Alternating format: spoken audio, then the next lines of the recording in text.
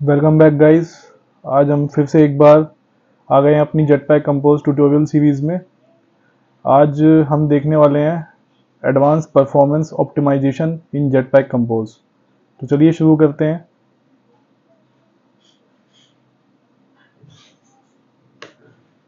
तो jetpack compose में हम पहले ही देख चुके हैं कि कंपोजेबल्स का यूज़ करके लेआउट्स को कैसे बनाया जाता है। अगर आपको नहीं पता कि कैसे कंपोजेबल्स बनाने हैं तो आप हमारी इस ट्यूटोरियल सीरीज में पिछले पार्ट्स पे जा सकते हैं। वहाँ पे आपको कंपोजेबल्स के बारे में एक बेटर डिस्क्रिप्टिव वे में बताया गया है। आप वहाँ पे जाके उसको चेकआउट कर सकते हैं। सारी ट्यूटोरियल सीरीज में मैंने बहुत ही डिटेल में एक्सप्लेन किए है हर एक टॉपिक को। तो आज हम एक बहुत ही मेजर जो टॉपिक है उसे देखने वाले हैं कि आपने यूआई तो बना लिया जेटपैक कंपोज में और आपने डिज़ाइन बना लिया, पर क्या वो परफॉर्मेंस ऑप्टिमाइज है या नहीं है। अगर वो परफॉर्मेंस ऑप्टिमाइज नहीं होगा तो फिर आपके डिज़ाइन बनाने का जेटपैक कंपोज का इस्तेमाल करके कोई भी फ़ायदा नहीं है। क्योंकि अगर आपके यूआई का क्या कहते हैं डिज़ाइन बेटर नहीं आएगा, डिज़ाइन बेटर भी आ गया जेटपैक कंपोज का इस्तेमाल करके आपने कस्टम डिज़ाइंस भी बना लिए, पर अगर उसकी परफॉर्मेंस अच्छी नहीं है, अगर उसमें आपने उसमें मैनेजमेंट ऑप्टिमाइजेशन नहीं किया है सही से मेमोरी का या फिर किसी भी तरीके के रिसोर्सेज का, तो वो कहीं ना कहीं हैंग करने लग जाएगा या फिर वो डिज़ायर्ड वे में जिस तरीके से आप चाहते हैं कि वो काम करे वैसे वो काम नहीं कर पाएगा। और इस वजह से आपका जो एप्लीकेशन है वो बहुत ज़्यादा स्मूथ नहीं चलेगा। तो स्मूथ आपको अगर अपने यूआई को चलाना है जो आप जेटपैक कंपोज में बनाएंगे, तो उसके लिए हमें एडवांस परफॉर्मेंस को अचीव करना पड़ता है। Why by using various optimization techniques. यानी कि ऐसा तो नहीं हो सकता कि एक बार है जिसको आप बढ़ाते जाओ बढ़ाते जाओ बढ़ाते जाओ तो आपकी परफॉर्मेंस बढ़ती जाएगी। पर हाँ, आप उसको एक सर्टेन लेवल तक कुछ चीज़ों को ठीक करके उसको पीक लेवल पे ऑप्टिमाइजेशन पे ले जा सकते हो। तो यही हम आज सीखने वाले हैं कि कैसे आपको ऑप्टिमाइजेशन करना है जेटपैक कंपोज में। ये आपका आपका जो यूआई जो आपने बनाया है, यूज़र इंटरफेस बनाया है, वो बहुत ही ज़्यादा स्मूथ हो, यूज़र को उसको यूज़ करने में किसी भी तरीके की दिक्कत ना झेलनी पड़े। तो सबसे पहले हम देखने वाले हैं जो एप्लीकेशन कॉम्प्लेक्स जिनका यूआई होता है, यूज़र इंटरफेस जिनका कॉम्प्लेक्स इंटरेक्शन होता है यूज़र के साथ। जैसे आपने जो कमर्शियल लेवल के एप्लीकेशन, मोबाइल एप्लीकेशन देखे होंगे, जैसे स्विगी, जोमेटो और आपका अली बाबा है, ये सारे जितने भी एप्लीकेशन हैं इन सभी में बहुत ही ज़्यादा कॉम्प्लेक्स यूज़र इंटरेक्शन किया जाता है। यूज़र इसमें बहुत सारे अलग अलग टाइप के यूआई एलिमेंट से और विजेट से जो है वो इंटरेक्ट करता है। उनको टच स्क्रीन से जो है अपना क्लोज करता है। जैसे कोई साइड ड्रॉवर है, नेविगेशन ड्रॉवर, तो उसको क्लोज करता है, ओपन करता है। उसमें बहुत सारे नेस्टिंग भी हो सकती है यूआई एलिमेंट्स की और लेआउट्स की। तो इन सारी चीज़ों को हमें देखना पड़ता है, उस हिसाब से हमें उसको ऑप्टिमाइज़ करना पड़ता है। क्योंकि वो सभी के सभी विजेट्स अगर सही से ऑप्टिमाइज़ नहीं किए जाए, उनकी स्टेट को सही से मैनेज ना किया जाए, तो उनकी जो है परफॉर्मेंस बहुत ज़्यादा डिग्रेड हो जाती है और आपका यूआई जो है वो बहुत ज़्यादा एक तरीके से आप कह सकते हैं कि हैंग करके चलता है। तो use remember and remember saveable efficiently. तो रिमेंबर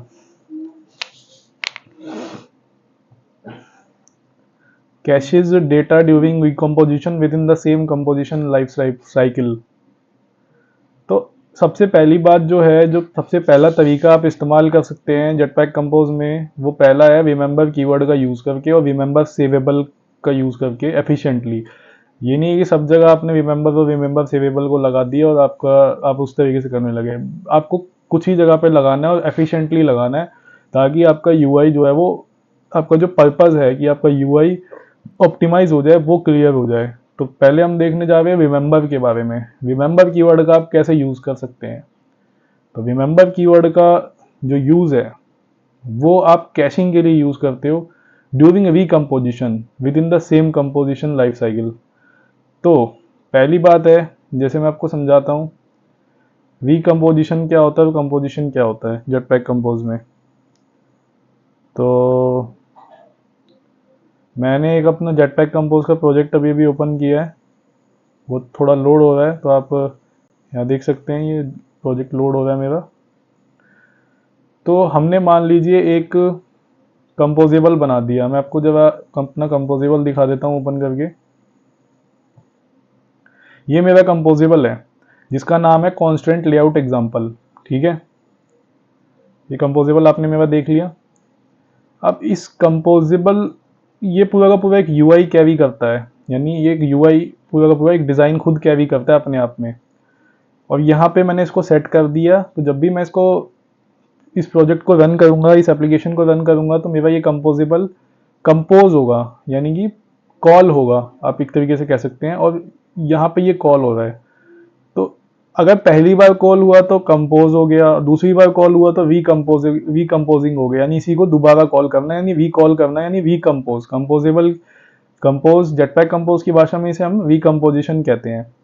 तो क्या होता है कि जब हमें सेम लेआउट को जब हम बार बार कॉल कराते हैं तो वो चीज़ सही नहीं रहती, क्योंकि जब तक उसमें चेंज ना हो तो हमें उसमें बार बार हमें उसको लोड नहीं कराना चाहिए।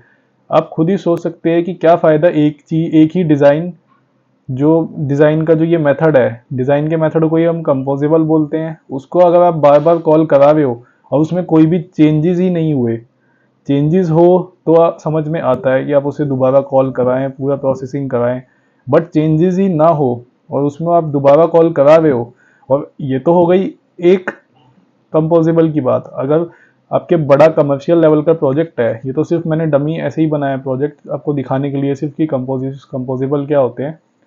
अगर मैंने बड़ा प्रोजेक्ट बना दिया तो उसमें से कम दर्जनों कंपोजेबल होंगे, और बार बार अगर वो बिना किसी मतलब के कॉल होंगे तो वो बहुत ज़्यादा आपके रिसोर्सेज को कंज्यूम करेंगे, और कहीं ना कहीं आपकी जो एप्लीकेशन की परफॉर्मेंस है उसको वो डिग्रेड करते रहेंगे। तो इस चीज़ से बचने के लिए हम क्या यूज़ करते हैं, किस चीज़ का यूज़ करते हैं, हम यूज़ करते हैं अपने ऑप्टिमाइजेशन टेक्निक्स का। तो पहला हम कैशिंग यूज़ करते हैं। कैशिंग आपको पता ही है, जैसे कि किसी चीज़ को अपनी लोकल मेमोरी में सेव करा लेना, ताकि आपको बार बार उस चीज़ को कहीं से उठाना ना पड़े। और उठाना इसका इस सेंस में कि आपको इस कंपोजेबल मेथड को बार बार कॉल ना कराना पड़े इस यूआई को दिखाने के लिए। तो आपने कहीं ना कहीं इस यूआई की जो अपीयरेंस है, जैसा ये दिखता है, कॉन्स्टेंट लेआउट एग्जाम्पल जो भी ये एग्जाम्पल है, जो भी ये कंपोजेबल है, इसके अंदर जो भी डिज़ाइन कैरी आउट किया गया है इसके द्वारा, तो उसको मेमोरी में कहीं ना कहीं सेव करा लिया, यानी कैशिंग करा ली। और वो आपको अगली बार जब आप इसको ऐप को रिबिल्ड करें तो ये मेथड कॉल ना हो, डायरेक्टली ये कैश कैश मेमोरी में स्टोर हो जाए, वहां से आपको ये दिखने लग जाए। तो इसके लिए हम क्या करते हैं, रिमेंबर कीवर्ड का इस्तेमाल करते हैं। ठीक है, तो इसमें क्या होता है, ये डेटा को कैश कर लेता है, कैश मेमोरी में रख लेता है कि हमारा यूआई कैसा दिखता है वी कंपोजिशन के दौरान। वी कंपोजिशन मतलब आप किसी एक्टिविटी में थे, आपने जेटपैक कंपोज का इस्तेमाल करके उस एक्टिविटी का जो डिज़ाइन बनाया है, और अब आपने एक बटन को क्लिक करा, आप नेक्स्ट एक्टिविटी पे चले गए।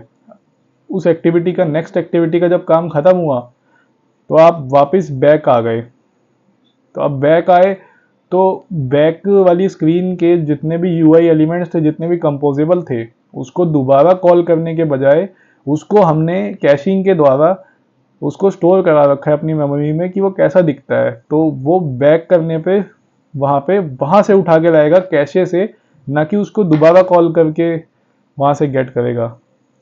तो इस तरीके को हम अचीव करते हैं कैशिंग की हेल्प से, और इसमें हम रिमेंबर का यूज़ करते हैं, रिमेंबर कीवर्ड का, जो कि वी कंपोजिशन के द्वारा वी कंपोजिशन के टाइम पे यूज़ होता है। वी कंपोजिशन मैंने आपको जस्ट अभी समझाया, with in the same composition life cycle, और ये सेम कंपोजिशन लाइफ साइकिल में यूज़ होता है। ठीक है, कंपोजिशन लाइफ साइकिल आपको पता ही है। कंपोजिशन लाइफ साइकिल क्या होती है? कंपोजिशन लाइफ साइकिल होती है कि आप जब किसी कंपोजेबल को, किसी कंपोजेबल की जो कंपोजेबल क्या होते हैं आपके, जो जिस डिज़ाइन को आप एज अ मेथड डिफाइन करते हो जेटपैक कंपोज में, उसकी जो लाइफ साइकिल होती है। ठीक है, तो कंपोजेबल की लाइफ साइकिल क्या होती है, सबसे पहले आप यहाँ देख सकते हैं लाइफ साइकिल ऑफ कंपोजेबल।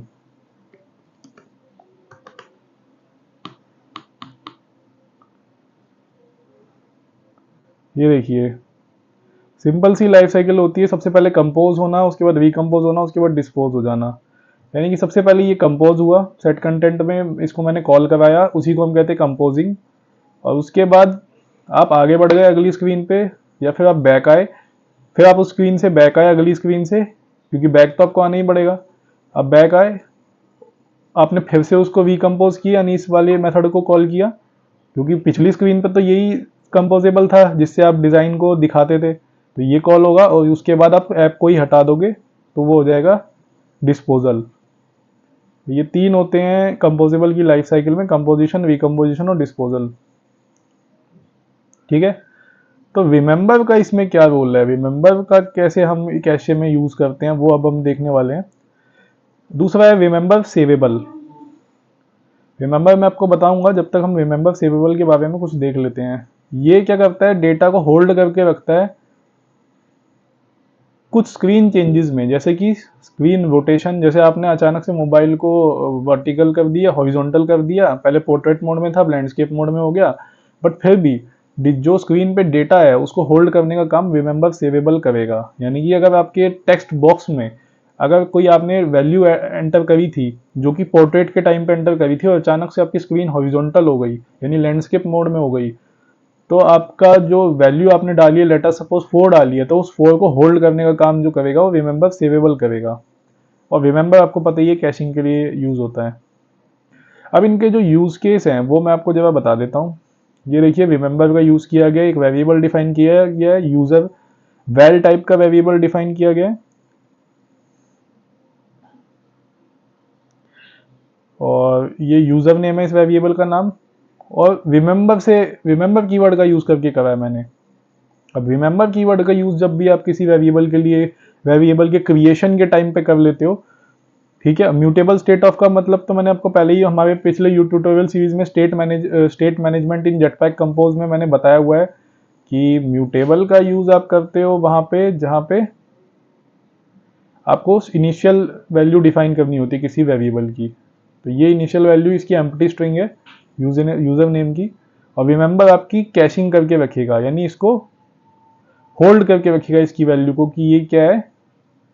जैसे जैसे इसकी वैल्यू अपडेट होगी, किसकी, यूजर नेम की, अभी इनिशियली तो इसको इनिशियलाइज किया गया है म्यूटेबल स्टेट ऑफ की वजह से as a empty string, but बाद में इसकी जो भी वैल्यू होगी उसको होल्ड करने का काम, कैशिंग करने का काम रिमेंबर कीवर्ड ही करेगा। ठीक है, दूसरा यूज केस क्या है, रिमेंबर देखिए यहाँ पे भी यूज किया गया, और यहाँ पे एक fetch data from database, database से कुछ भी डेटा फेच किया गया है, और जो भी उसका रिटर्न वैल्यू आएगी वो यहाँ पे यूजर डेटा की वैल्यू हो जाएगी, वेरिएबल जो यूजर डेटा उसकी वैल्यू हो जाएगी।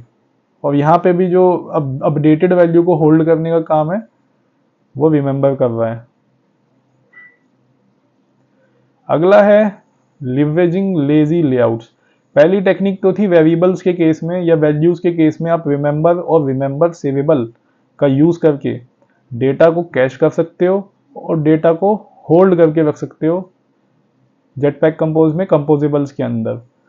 तो इससे आपका जो है वो परफॉर्मेंस ऑप्टिमाइज हो जाती है, ठीक है, कुछ हद तक, क्योंकि आपके रिकम्पोजिशन के टाइम पे आपका जो वैल्यूज वगैरह हैं वो होल्ड होके रखती है, और आपको दोबारा कॉल नहीं करना पड़ता अपने किसी भी मेथड को, या लोकल डेटाबेस को, या किसी भी तरीके के मेथड को। तो इस तरीके से आप ज़्यादा से ज़्यादा ऑप्टिमाइज कर सकते हैं। दूसरा है लेवरेजिंग लेजी लेआउट्स। तो अगर आपने कोई एपीआई कॉल लगा रखी है, वहाँ पे लेजी कॉलम, लेजी रो और लेजी वर्टिकल ग्रिड, इन तीनों का इस्तेमाल आप जरूर करें। क्योंकि क्या होता है कि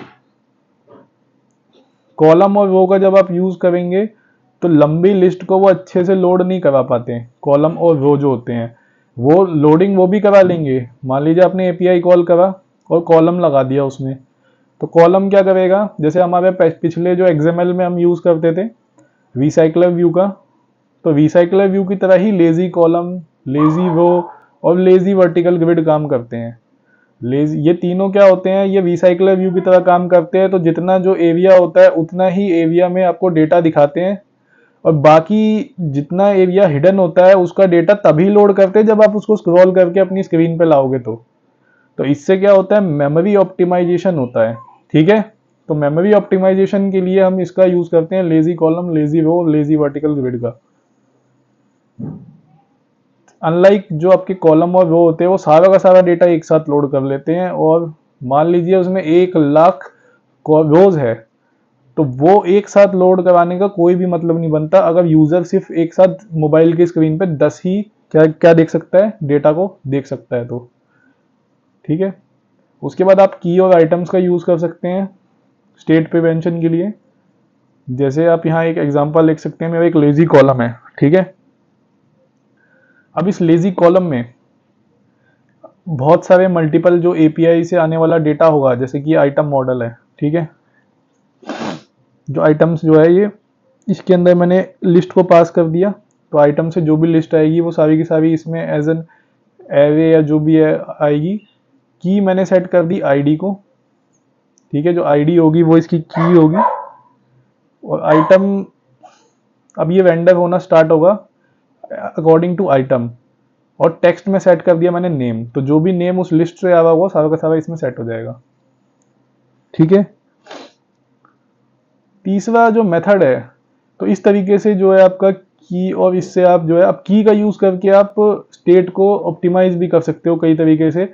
जैसे आईडी आपने यूज कर ली की एज अ आईडी, तो आप आईडी का यूज करके कुछ आइटम्स को गायब कर सकते हो लेजी कॉलम से, कुछ आइटम्स को अपने हिसाब से मैनिपुलेट कर सकते हो, ठीक है।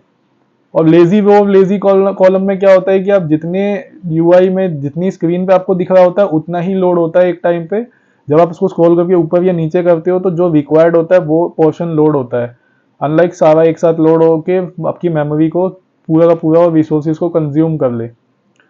तीसरा जो तरीका है वो है मिनिमाइज रिकम्पोजिशन। रिकम्पोजिशन के लिए आपको जो है वो keep recomposition scope small by splitting composable. तो तीसरा तरीका तो ये डायरेक्टली है कि आप जब कंपोजिबल्स को यूज कर रहे हो तो रिकम्पोजिशन को ही खत्म कर दो। बार बार कंपोजिंग करने से क्या होता है कि सही नहीं रहता, आपके रिसोर्सेज ज्यादा कंज्यूम होते हैं। तो उसमें इम्यूटेबल ऑब्जेक्ट्स को पास करो, क्योंकि इम्यूटेबल जो ऑब्जेक्ट्स होते हैं वो आपके चेंज नहीं किए जा सकते। तो जितने हो सके इम्यूटेबल जो है वो आप उसमें ऑब्जेक्ट्स को पास कराएं, ताकि वो क्या ना हो सके, उनको बार बार चेंज ना किया जा सके, और उसके अकॉर्डिंग जो है वो आपका यूआई जो है वो बार बार कंपोजिंग ना हो, तो उसके लिए आप कंपोजिंग को मिनिमाइज करें। सो इस तरीके से आप देख सकते हैं यहाँ पे एक लेजी कॉलम, एक कंपोजेबल बनाया मैंने यूजर लिस्ट नाम का, जिसमें मैंने यूजर नाम के मॉडल को पास करवा दिया है, जो कि एक एज अ लिस्ट है, जो लिस्ट में डेटा को गेट करेगा यूजर नाम के मॉडल से। अब लेजी कॉलम में क्या है, आइटम्स में मैंने यूजर्स की वैल्यू को, जो भी मेरे पास एज अ लिस्ट आ रही है यूजर्स की लिस्ट, जो मैंने यूजर मॉडल से एज अ लिस्ट गेट करी है, उसको मैंने यूजर में, अब वो ये यूजर के अकॉर्डिंग डेटा जो है वो लेजी कॉलम में सेट कर दिया गया है। तो वन बाय वन यहाँ पे जो भी यूजर में डेटा होगा यूजर आइटम से उठ के आ जाएगा। यूजर आइटम अपने आप में कंपोजेबल है, ठीक है। अब यूजर आइटम जो है एक म्यूटेबल क्या है, इम्यूटेबल है, यानी इसको चेंज नहीं किया जा सकता। तो इसको मैंने अलग से कंपोजेबल बना के यहाँ पे सेट करा दिया है, ताकि यहाँ पे किसी भी तरीके की चेंजेस ना हो सके, और इतना पोर्शन तो कम से कम क्या रहे, नॉन चेंजेबल रहे। तो इस तरीके से भी आप इस अप्रोच को यूज कर सकते हो कि एक कंपोजेबल को, बड़े कंपोजेबल को दो में स्प्लिट कर दो, और एक पोर्शन को आप बिल्कुल ही नॉन चेंजेबल बना दो, और दूसरे को आप ऐसा बना दो कि उसमें कुछ पोर्शन चेंज हो। यानी इसमें क्या चेंज होता है, सिर्फ इतना पोर्शन चेंज होता है जो इससे डेटा आता है, और इसमें तो कुछ भी चेंज नहीं होता। तो ये तरीका भी आप यूज कर सकते हैं कि splitting the one big composable into two smaller composables, जिसमें से एक में जो है वो मिनिमम चेंजेस होता है, यानी कि वो एक तरीके से इम्यूटेबल ही बन जाता है, और एक जो है वो म्यूटेबल होता है। चौथा जो है आपका optimise animation performance.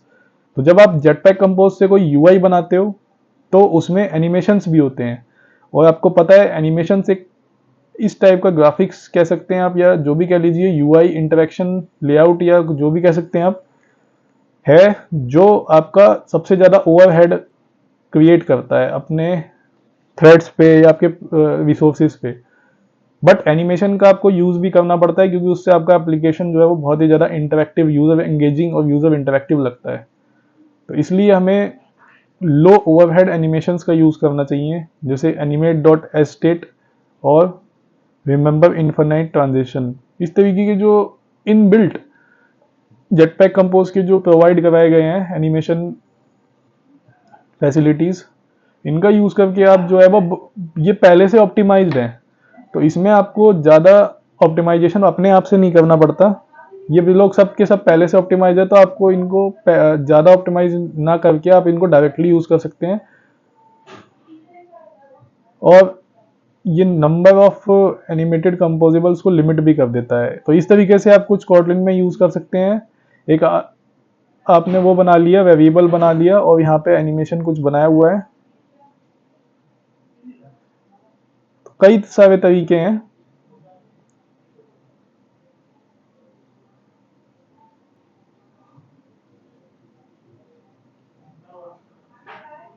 So thanks for watching the video. अगर आपको और डिटेल में वीडियो चाहिए जेटपैक कंपोज ऑप्टिमाइजेशन के बारे में, तो आप हमारे कमेंट सेक्शन में कमेंट्स को डाल सकते हैं। हम और डिटेल में जेटपैक कंपोज यूआई ऑप्टिमाइजेशन के बारे में वीडियो लाने वाले हैं। So thanks for watching the video. Like and subscribe our channel.